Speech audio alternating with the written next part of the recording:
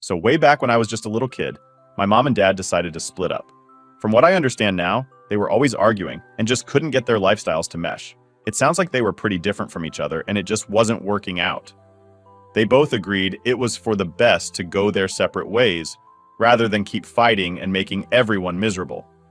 Instead of dragging everything through the courts and having a big messy battle, they figured things out on their own. My dad used to travel heaps for his job, so it made sense for me to stay with my mom. He agreed to pay child support to help out. Back then, I didn't really know what was going on, but on my 12th birthday, I finally asked my mom the big question. Why can't we all live together like some of my friends' families? Mom didn't sugarcoat it, she laid it all out straight.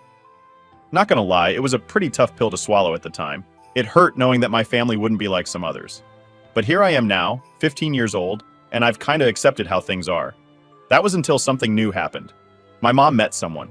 She started dating this guy named Ben. They dated quietly for a while, and just recently they got engaged. I only met Ben a few months back, and when I found out they'd been together for a year already, it was a bit of a shock. Mom explained that she waited to introduce us because she wanted to be sure about their relationship first. Now they're planning to move in together, and she wanted me to have some time to get used to Ben. To be honest, Ben's not that bad. He can be really fun sometimes, and he seems to know where the line is. He's respectful about the fact that I'm not looking for a new dad, and he doesn't push it. He's cool about keeping things chill between us, which I appreciate. But then, there's his son Jake, who's about my age. We both started at the same high school this year because I transferred to a different school. Even though Jake and I knew each other from our parents, things at school are super awkward. We act like we don't even know each other. I tried breaking the ice a few times, but he wasn't having any of it. He just shut me down every single time. And it's not just with me. He's also pretty cold to my mom. I think he has a hard time seeing her with his dad, especially since his dad was a widow. Maybe he feels like my mom is trying to replace his own mom, who he obviously misses a lot. But whatever his reasons, he keeps his distance from both of us, and it's pretty clear he's not happy about the situation. Honestly, it gets under my skin, especially seeing how hard my mom tries to make him feel welcome. She's always going out of her way to include him and make things nice, but it just doesn't seem to matter to Jake. So yeah, I've started to really dislike the guy, especially when I see all the effort my mom puts in just to get a cold shoulder from him. So it was just another Sunday night and we were all sitting down for dinner, trying to do the usual family thing, you know? That's when Jake drops a bomb out of nowhere. He suddenly announces that he can't move into our house with his dad. Everyone was kind of surprised, so my mom, trying to be understanding, asked him why he didn't want to move in. I mean, our house is pretty big, definitely bigger than theirs, and it's also way closer to school, which you'd think would be a bonus, right? But Jake, he's in his final year of high school and super into his art. He tells us all about how he's dead serious about going to art school after he graduates. He's not just into digital art, he wants to do actual painting, the old school kind. So, he's been using the garage at his place as his personal art studio. There's enough space there because they only have one car and it parks in the driveway. The thing is, if he moves in with us, he wouldn't have any space like that to work on his art. He explained that he needs to build up his portfolio for art school applications, and that means putting in a ton of extra hours, not just what he does at school. He feels like he can't just leave his work there either. He needs to be able to work on it at home. Now here's where it gets nuts. My mom, without even skipping a beat, suggests that Jake could use my room as his art studio. Yeah, you heard that right. My room. And she said it like I'd be totally cool with just giving up my space. I was completely shocked and honestly pretty mad. Why should I have to move out of my room for a guy who doesn't even like us much? Why does he get a bedroom and a studio when I get bumped out of my own space? I didn't waste any time letting everyone know that I wasn't okay with this idea. I straight up said it was unfair. But instead of listening, my mom just shushed me. She told me we'd figure out my situation later. Like seriously? It felt like she was totally ignoring how I felt, just to make Jake happy. So the next morning, I came downstairs totally ready to stand my ground with my mom. I was all set to make it crystal clear that there was no way I was going to give up my room. But before I could even get into it, my mom started telling me how I needed to be more helpful and learn to compromise. She was all like, it's only for a few months. She kept going, explaining that Jake would be heading off to college in about 8 to 9 months, and then everything would go back to normal. Her big solution was for me to move into her private office. She even said she'd put a bed in there for me, and that I could think of the living room and the kitchen as extensions of my own room. I was just standing there, completely floored. How could my own mom think it's okay to have me sleep in her office? And then to just casually suggest that the rest of the house could somehow make up for losing my personal space. I felt like she was totally dismissing my feelings. Here I was, about to be displaced from my room, and she was acting like it was no big deal, all for a guy who hasn't shown us a shred of respect. I wasn't about to let this slide. No way was I going to sit back and watch my life get turned upside down for an entire year. Especially not for someone who doesn't even appreciate what we're doing for him. That's when I decided I needed to loop in my dad. Even though he and my mom aren't together anymore, he still pays child support and always wants to make sure I'm taken care of. I was pretty sure he'd back me up. I gave my dad a call and laid it all out for him. I told him everything, from my mom wanting to kick me out of my room to make space for Jake, to her plan to shove me into her office like it was some kind of easy fix. My dad was really supportive, just like I knew he would be. He listened to the whole story, and by the end of it, he was just as upset as I was. He promised me right there on the phone that I didn't have to worry about a thing. He said he'd have a talk with my mom and help her see how unfair this whole plan was. I felt a lot better after talking to him. It was reassuring to know that he was on my side and ready to step in. It's tough feeling like you're being pushed aside in your own home, but having my dad ready to help fight this battle made a huge difference. Now I just had to wait and see how their conversation would go, hoping that my dad could get through to her and I could keep my room. A few days after I talked to my dad, I had just gotten back from school when I walked into a total storm at home. My mom was there waiting for me, and the moment she saw me, she just lost it. As soon as I stepped in the door, she started going off on me. She was really mad and started yelling about how I had gone behind her back to snitch to my dad. She said I made it sound like I was being abused or something, which wasn't her intention at all. According to her, she's always made sure I had everything I needed, and this was just one time when she needed me to adapt to a new situation for her sake. But from her point of view, I had totally betrayed her. She was furious because my dad had apparently called her up and threatened to take legal action to make sure I was taken care of properly, including having my own room. The whole thing just blew up way bigger than I thought it would, and my mom's reaction was super intense. She felt like I had turned a simple family matter into a huge deal. I was so freaked out by how angry she was and the way she was shouting that I didn't even say anything back. I just turned around, ran to my room, and started crying. It's been rough, and I've been holed up in my room ever since. I don't hate my mom. I mean, she's my mom. But what she said really hurt. It felt like she didn't see how much this was affecting me. It seems like she's trying really hard to make sure Jake, her stepson, feels welcome and liked, maybe even at the cost of how I feel. I feel like I'm being dragged into the middle of her trying to please everyone else. Now I'm sitting here, feeling all mixed up about what's right and what's wrong. I feel guilty for causing trouble, but also upset because I'm being asked to give up so much. It's a mess, and I'm just really confused and sad about the whole thing. I know my mom is trying to do what she thinks is best, but it feels like she's not really seeing how all of this is dumping on me. I'm caught in the middle, trying to figure out how to handle feeling like I'm not as important as making Jake happy. It's just a lot to deal with, and I'm not sure what to do next. Am I the a-hole? Update 1. So, let me tell you what's been going down these past few weeks. Last time we talked, I was kind of freaking out because my mom had decided that her stepson Jake could use my room as his art studio. Yeah, the room where I've lived practically my whole life suddenly wasn't mine anymore. After I told you guys about it, things got even tougher. My mom's words really hit me hard. She wanted me to just deal with it and help out by making space for Jake. I felt so down about not being able to make her happy, I just decided to go along with it.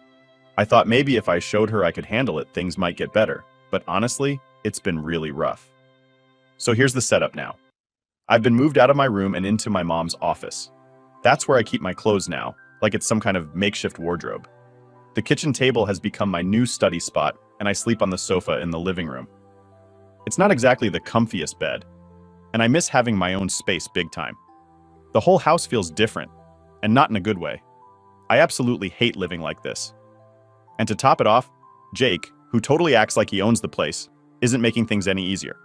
He walks around like he's the king or something, and it just makes my blood boil. The other day, I bought myself some ice cream, just trying to find a little comfort, you know? And then Jake went and ate all of it. It might sound silly, but that was the last straw for me. Feeling super upset, I called my dad to vent. I just needed someone to talk to, someone who would understand. I ended up crying over the phone, telling him everything that's been going on. He sounded really upset too, hearing about all the stuff I was dealing with. He promised me right then that he was going to take care of everything. I wasn't sure what he meant by that, but I definitely didn't expect what happened next. The following day, out of nowhere, a CPS, Child Protective Services worker, showed up at our house. He started asking me a bunch of questions right there outside our home. My mom was really cautious and didn't let him inside since he didn't have a warrant or anything. But she did let him talk to me. After he left, my mom was fuming. She demanded to know who called CPS. I figured it must have been my dad looking out for me, so I told her that. Now things are super tense at home. My mom took away my phone and told me I'm not allowed to talk to anyone about what's happening. She's really mad, and I'm kind of scared about what's going to happen next. I haven't been able to call my dad or anyone else since she took my phone. Right now, I'm actually using my school's computer to write this because it's the only way I can reach out. I'm really stuck and not sure what to do. I'm just hoping things will calm down soon, but right now, I'm just trying to get through each day. Update 2. So about that whole CPS situation I mentioned last time, it's only gotten more intense. The CPS worker actually came back, and this time he had a warrant to check out the house properly. And there was another surprise. My dad showed up with them. He looked really serious, and when we had a moment to talk, he told me something huge. He said that he was going to legally adopt me so I could live with him. I was totally shocked. I mean, all I want Ben was for him to help sort things out with my mom, not turn our lives into a complete drama show. But now, things are spiraling way out of what I had imagined. The thing is, moving in with my dad isn't as simple as it sounds. He still travels a lot for his job, which means I'd often be at his house by myself. And yeah, I'm old enough to stay alone for a few nights, but it's not just about that. His place is really far from my school, and I just kicked off my sophomore year. There's no way I could just switch schools in the middle of the year. That would mess things up even more. Switching schools would be a nightmare. Everyone's already formed their groups and cliques, and I'd be the new kid, which basically paints a giant target on your back for being left out or picked on. Plus, I might not even get into the classes I want. I could end up stuck with whatever subjects are left, the ones that nobody else wants to take. So, yeah, moving with my dad? Absolutely not a good idea. I tried explaining all this to my dad. I told him straight up that he can't just pull me out of my life like that. I insist, Ben, that I was managing fine, even if it wasn't ideal living out of the office and the living room. But he seemed trapped by the whole situation. He said that once CPS gets involved like this, it's not really up to him anymore. He has to follow through, or it could look bad for both of us. Now I'm stuck praying that CPS doesn't decide to just haul me away from my home. I'm caught in this tug of war between what my dad thinks is rescuing me and the life I'm actually living, which, while not perfect, is still my life. It's crazy stressful, and I feel like no matter what I say, things are moving forward without my control. So, that's where I'm at now. Trying to voice my thoughts in this whole mess. Hoping someone will listen and understand that I don't need to be rescued. Just support Ben. I'm just crossing my fingers and hoping for the best while preparing for whatever comes next. Update 3. Alright, so finally there's a bit of good news to share amid all the chaos that's been going on. The whole deal with CPS? Well, they didn't find any actual reason to believe I was being abused, which is a huge relief. Plus, my mom let me move back into my old room, which honestly feels like a victory at this point. So here's what went down. The folks over at CPS were trying to make a case that I wasn't living in a stable environment, emotionally speaking. They were saying that the quick changes in my mom's life, like her getting serious with Ben so fast, were throwing me off balance and making things hard for me. But my mom managed to clear the air. She had to go through a psych evaluation, and it actually helped her win the case against the claims. I stood by her the whole time during this mess, which really strengthened her position. I also had a serious chat with my dad. I needed to let him know that he kind of overreacted Ben by bringing in CPS without giving me a heads up. I mean, I was just upset about losing my room, and instead of a simple talk, he went all out and got the whole system involved. Looking back, I kind of feel bad about how I handled everything. I told him I felt like I act Ben like a crybaby, making a mountain out of a molehill, and that he shouldn't always take what I say at face value, especially when I'm super upset. I realize now that a lot of this mess was because I blew things out of proportion. I even went back and apologized to my mom and Ben for all the drama I caused. They didn't really deserve to be dragged through all that, and I feel pretty embarrassed about the whole thing. Now, with all that's happened, I'm just feeling super awkward. I kind of just want to disappear for a bit, like I could just bury myself in a dump and hide because of how embarrassed I am about everything. I know that's not really possible, but it's how I'm feeling. I guess now I'm just hoping to move past all this, lay low, and focus on getting things back to normal. Or as normal as they can be after all this drama. Update 4. It all started a couple of weeks ago. Jake, who's been pretty cool and distant since our parents got together, suddenly changed his tune. But not for the better. It's like he's flipped a switch and decided to make school a nightmare for me. At first, it was just little jabs here and there. Snide comments when he passed me in the hallway, eye rolls and snickers with his friends. Stuff that was annoying, sure, but I figured I could handle it. I just tried to keep my head down and ignore him.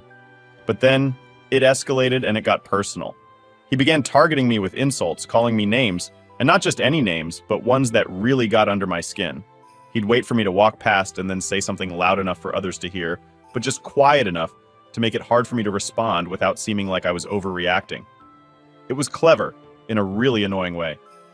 Next, he started spreading rumors about me. This one really caught me off guard. He told a few people that I had a crush on one of the popular guys in our grade, which of course spread like wildfire. By lunchtime, it seemed like everyone was whispering and laughing about it. It was mortifying. I couldn't even look at the guy without feeling my cheeks burn up, and he clearly heard the rumor too because he kept giving me these weird looks. But Jake didn't stop there. He upped his game even more by encouraging other kids to join in on the bullying. It's like he was the ringleader, and suddenly there were a bunch of kids who thought it was funny to make my life miserable. They'd bump into me on purpose, knock my books out of my hands, and make stupid comments whenever teachers weren't around. It felt like I was living in some sort of bad dream where everyone had turned against me for no reason. Every day, I'd come home feeling lower and lower. I started dreading going to school, something I'd never felt before. I always liked learning, liked being around friends, and even enjoyed some of my classes a lot. But now, walking into school felt like walking into a trap. I reached my breaking point last Thursday. I came home, went straight to my room, and just cried. I couldn't hold it in anymore. The constant tension, the feeling of always needing to watch my back, it was just too much. After I'd calmed down a bit, I decided I needed to tell my mom. She needed to know how bad it was getting. So I went to her. I told her everything, from the names Jake was calling me to the rumors he was spreading and how other kids were treating me. I explained how it was making me feel, how school had become this awful place I hated going to. I hoped she'd understand, maybe even help me figure out what to do. But her response wasn't what I expected. She listened, sure, but she seemed to think it wasn't as serious as I felt it was. She told me, "We're just kids, and kids go through these things. We'll get through this together." It felt like she was brushing it off, like she didn't see how much it was affecting me. She suggested that maybe Jake was just going through a rough time because of the family changes, and that I should be patient with him. Patient? It was tough to digest that advice. How could I be patient when every day felt like a battle? It seemed so unfair. She was asking me to just put up with it, to suffer through it quietly. Feeling unsupported by my mom, I started thinking about other ways I could handle the situation. I considered talking to a teacher or a counselor at school. Maybe they could do something about it. Maybe they'd listen and take it seriously. But then I worried about making things worse. What if it backfired? What if Jake found out I snitched and decided to retaliate? That thought scared me enough to keep me silent a little longer. The next day at school, I tried to keep to myself, hoping it would die down, but it didn't. During lunch, Jake made a show of tripping me in front of everyone. I fell, my food went everywhere, and the laughter that followed was deafening. I was humiliated, hurt, and I felt utterly alone. As I picked myself up, I realized that maybe this wouldn't just go away, that maybe I had to do something more drastic than just hoping for the best. I spent that whole weekend thinking about my options. I could keep trying to avoid Jake, keep trying to stay under the radar, but who was I kidding? That wasn't working. I could talk to a teacher, but then the risks of escalation loomed large. Or I could try talking to Jake directly, try to figure out why he was doing this. But the thought of confronting him was daunting. By Monday, I hadn't made a decision. I was stuck, torn between fear and the desperate hope that maybe it would just stop on its own. But deep down, I knew I couldn't live like this much longer. I had to find a way out, had to find a way to stand up for myself. It was either that or let this situation crush me. And here I am now, still stuck in this mess, still trying to figure out the best course of action. The weight of the decision is heavy, and the fear of making things worse is paralyzing. But I know I can't just sit back and let this continue. I have to do something. I just wish I knew what the right something was. Update 5. I reached a breaking point with Jake's relentless bullying, which seemed to escalate no matter how much I tried to avoid or ignore him. After dealing with the emotional turmoil for so long and seeing no viable solution from my previous attempts at handling it, especially given my mom's somewhat dismissive response, I felt utterly cornered. That's when I decided it was time to bring my dad into the equation, hoping that maybe he could make a difference. I remember picking up my phone, my hands literally shaking as I dialed my dad's number. I wasn't just nervous about telling him. I was anxious about admitting how powerless I felt. When he answered, I spilled everything. I told him about the names Jake called me, the rumors he spread, and how other students had started treating me differently because of Jake's influence. Dad listened quietly at first, absorbing the gravity of what I was sharing. His silence was a sharp contrast to the chaos I was describing, and it gave me a slight sense of calm just knowing he was there, hearing me out. His response was immediate and firm. He was upset, angrier than I'd heard him in a long time, not at me, but at the situation. He promised he'd be over the next day to talk to Ben and Jake in person. I hung up feeling a mixture of relief and apprehension. Relief because help was on the way, and apprehension about the potential fallout of this confrontation. The next day felt like the longest day of my life. I went through my school routine mechanically, my mind constantly wandering to the impending meeting at home. By the time I got back, my stomach was in knots. Dad arrived shortly after, and the atmosphere at home shifted palpably. Mom seemed tense, uncertain about Dad's involvement, while I was just bracing myself for whatever was about to unfold. Dad didn't beat around the bush. Once everyone was gathered, he laid out what I had told him, not just as accusations, but as factual occurrences that needed addressing. Jake tried to brush off the accusations initially, chuckling nervously and looking to Ben for support. But my dad wasn't having any of it. He demanded honesty and accountability.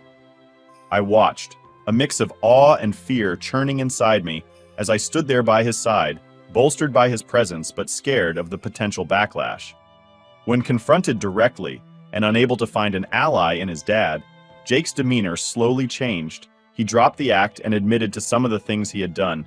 He didn't apologize, but the acknowledgement was there, which felt like a small victory in itself. Ben, who had been quiet, finally spoke up. He assured my dad that he would handle the situation and make sure it wouldn't continue. He seemed sincere, but there was a part of me that doubted whether words would translate into action. After they left, Mom confronted me. She was visibly upset, not just about the bullying, but about me bringing Dad into what she considered a family issue that we could handle internally. She felt like I had undermined her by escalating the situation. I tried to explain my perspective, that I felt unsupported and desperate, but it didn't seem to fully resonate with her. The conversation ended with a heavy silence, leaving a rift between us that pained me deeply. Despite the awkwardness at home, the next few days at school showed a noticeable change. Jake kept his distance. The rumors stopped circulating, and the overt bullying ceased. It was as if Dad's intervention had pressed a reset button on Jake's behavior, or at least put him on pause. Classmates who had joined in on the teasing seemed confused by the sudden shift, and gradually stopped their taunts. This newfound peace was both surreal and soothing. I could walk through the halls without tensing up, anticipating the next insult or prank. I found myself able to focus more in class, and even began to rekindle some friendships that had cooled during the peak of the bullying. Reflecting on these events, I realized the immense impact of having someone advocate for me. Dad's intervention was not just about stopping the bullying, it was a demonstration of support that I desperately needed.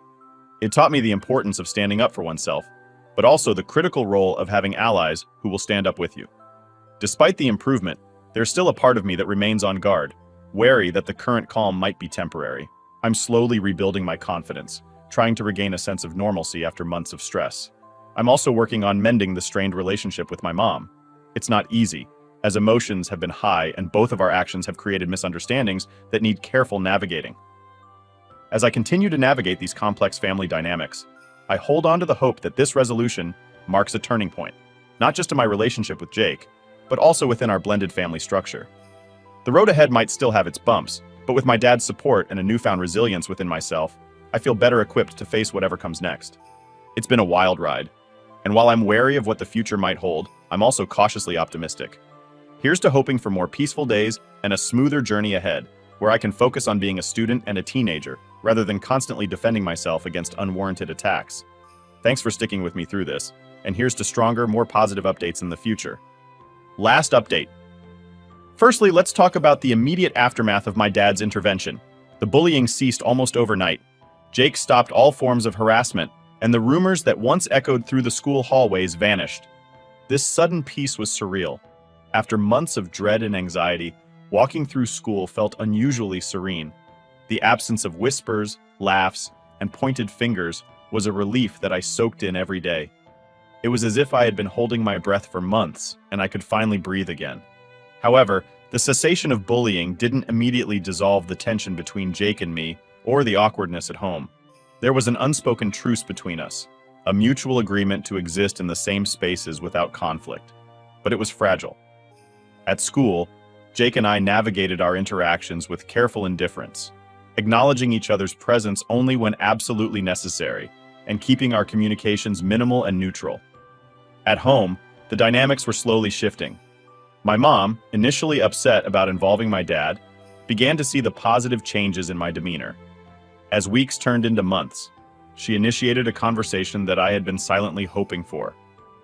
One evening, she sat me down and expressed her regret for not having taken more decisive action when I first confided in her about the bullying. She admitted that seeing the transformation in me post-intervention made her realize the depth of my distress and the importance of her role in safeguarding my well-being. This conversation was a balm to the lingering wounds between us. We talked about the need for open communication and mutual support, laying down the foundation for a renewed relationship based on deeper understanding and respect. Ben's role in the family also evolved during this time. He was more present and engaged, not just as my mom's partner, but as a figure of stability in the household. He facilitated a few family activities which, although slightly awkward, helped bridge the gap between Jake and me. These efforts, while subtle, did not go unnoticed. They helped thaw the frostiness that had settled between Jake and me, transforming our reluctant coexistence into a cautious cohabitation. Reflecting on these developments, I've come to appreciate the complexities of family dynamics, especially within a blended family structure. Each member comes with their own experiences, expectations, and emotional baggage. Navigating these differences requires patience, empathy, and an unwavering commitment to finding common ground. The lessons I've learned from these experiences are numerous. I learned the importance of advocacy, of having someone to stand up for you when you feel powerless, and of standing up for yourself when you find your voice. I learned about resilience, the ability to endure adversity and emerge stronger on the other side. But perhaps most importantly, I learned about forgiveness and the power of second chances. Forgiving Jake was not about excusing his actions, but about allowing myself to move forward without the burden of resentment. Looking ahead, I feel a cautious optimism.